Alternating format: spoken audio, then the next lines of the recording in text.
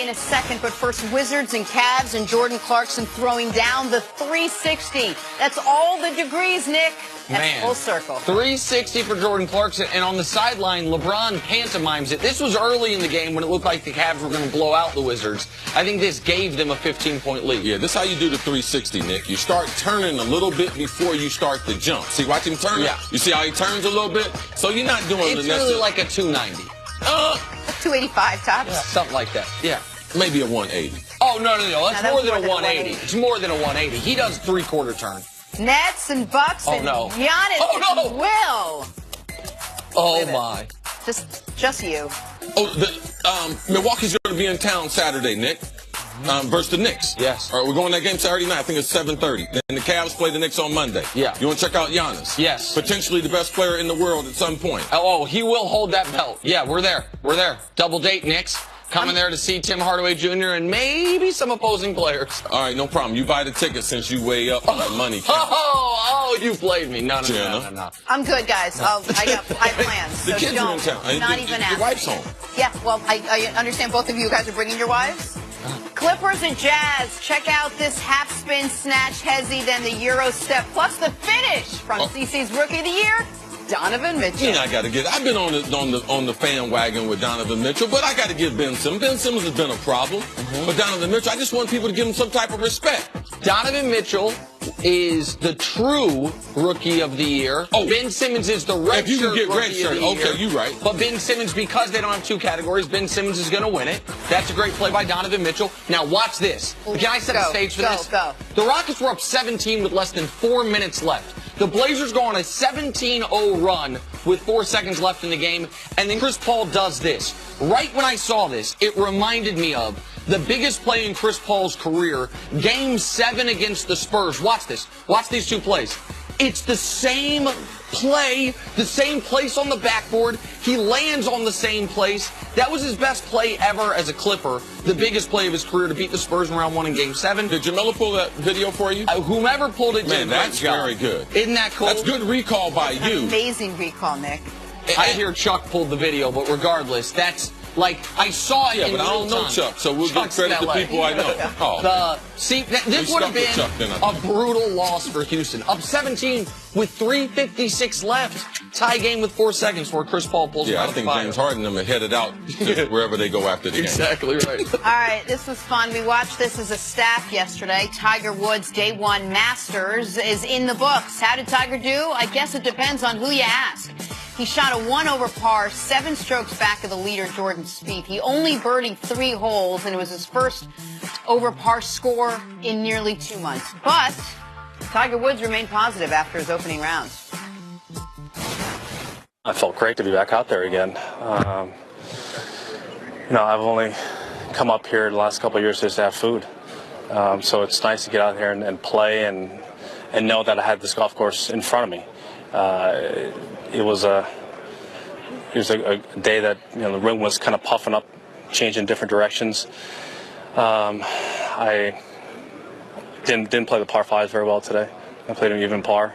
I played in a major championship again, but also the fact that I got myself back in this tournament. I could have easily let it slip away, and I fought hard to get back in there, and now I'm right back in this championship.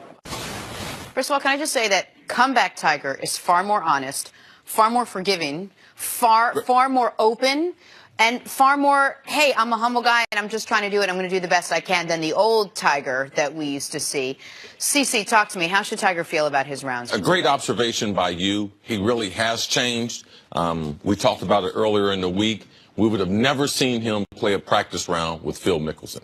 Not unless they were in the Ryder Cup and somebody was forcing them. And they were doing it just for the camera. So he is softer. He is more real. He's enjoying being in the tournament. But he realized, though, he could have been out of this tournament after today.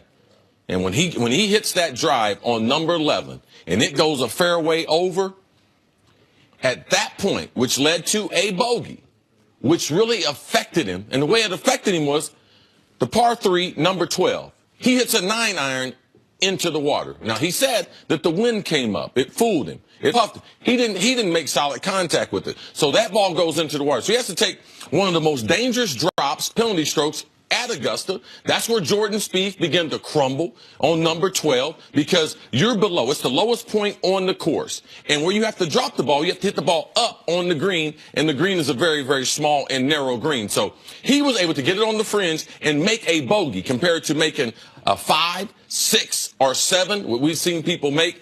And then he comes back, he sprays his drive on 13, but somehow he salvaged a par on the par 5. In that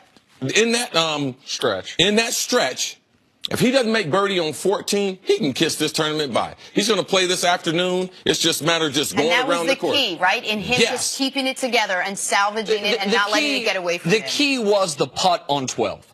Because at that point, you got to keep in mind where his mental state is. He's 1 under through 3 holes. Feeling, man, he birdies a hole at Augusta for the first time. I have to go a little beyond that because it was a critical putt that he makes there on 12 to get a bogey because that's a great score. But the next drive, he sprays it into the trees on a hole that he's got to get a birdie on. Absolutely. The point that I'm making is if he doesn't make the putt on 12, and he double bogeys, and he gets to 4 over there, I don't think his drive would have been better on 13. If he goes double bogey and then sprays a drive right on a scoring hole par 5, it's over for him. So the ability to keep it together on 12 enough after going into the water left him the availability to where those 2 birdies he made on 14 and 16 couldn't matter. Yes. And now, listen, I said I would like him to shoot a 70. CC said a 69. Obviously, 73 is not what we were talking about. The last major champion, the last Masters champion to win the Masters, tied for 29th or worse after 1 round, which is where he is now, was Tiger in 2005 when he actually shot a 74 on day 1. But we said, CC, he's got to score in the par 5s. If he was 1 over but 3 under on par 5s, I'd be more worried. The fact that he was 1 over, but even on the par 5s, gives me a little more optimism for today, and the fact that he was able to salvage his round. Have you changed your outlook on what you think he can or will do this tournament just based on what you saw yesterday? You did come out yesterday and say Tiger tends to be a little nervous and he gets a little cold on the first day. Was that just jitters, or do you think there's something else? Part of it's jitters, but playing the course in the morning, the temperature was not as warm as it was in the afternoon, basically 15 degrees different. The ball's going to fly further. That's why you saw guys at the end of the day scoring on that golf course. Now, Tiger's going to have the same opportunity. Now, is the weather consistent? Because as Nick and I talked before, when you get in these majors, you can get a bad window of weather. Now, the sun was out, but it's only 48 degrees. So it's totally different than his afternoon tee time. Is the weather the same where the course is more gettable in the afternoon? The biggest problem is not only Tiger trying to manage getting enough birdies. Man, we got the world's best players playing. I told you someone would shoot 5 under with Jordan Spieth. He went 6 under. So you can't get too far behind because we know on the back nine, yes, you can score. People can shoot a potential 29 or 30 on the back.